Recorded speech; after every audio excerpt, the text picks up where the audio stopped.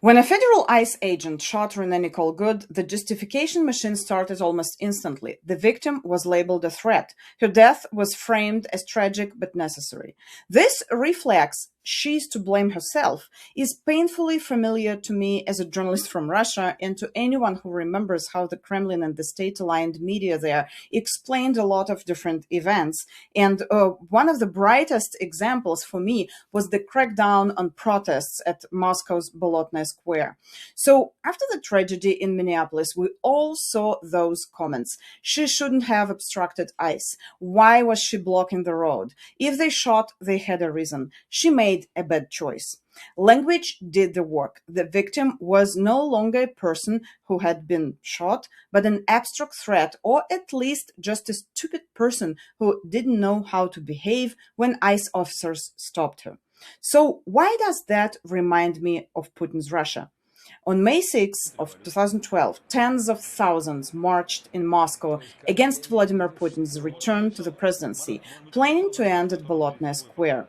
Human rights defenders and Ombudsman Vladimir Lukin later said that the protest was largely peaceful. Violence began only after police changed the route, compressed the crowd, and began clearing the square by force. Still, investigators opened the infamous Bolotnaya case, charging protesters with mass riots and violence against authorities, phrases state media repeated for weeks. Amnesty International described that what happened as not quelling a riot, but crushing a protest, noting that violence was limited to small groups. But labeling the events mass riots allowed authorities to impose harsher charges, pretrial detention, and prison sentences. In public discourse, it quickly collapsed into a slogan: if they hadn't rioted, no one would have been arrested. Mass riots functioned much like domestic terrorism does in Minneapolis today, a ready-made verdict that tells the audience who is innocent, who is dangerous, and who deserves to be pinned to the ground. Memorials follow the same script. In Minneapolis, a memorial for Renee Good grew on Portland Avenue. Candles, flowers, handwritten notes, ice kills scrawled on the snow. Officials insisted the memorial itself would remain untouched. However, really, you fucking punk? That's what you're gonna fucking do? What? What? What? after Boris Nemtsov was assassinated steps from the Kremlin in 2015, volunteers created a makeshift memorial on what became known as Nemtsov Bridge. For nearly a decade, authorities have harassed volunteers and repeatedly removed flowers, portraits, and candles. Then in Russia and now in America, the same psychological mechanism is at work. When officials say a woman was stalking officers or Russian lawmakers insist protesters wanted to spill blood, they are not arguing facts. They are offering reassurance. If force is used only against the bad, terrorists, extremists, provocateurs, then the world feels predictable. Behave, comply, stay quiet, and you'll be safe.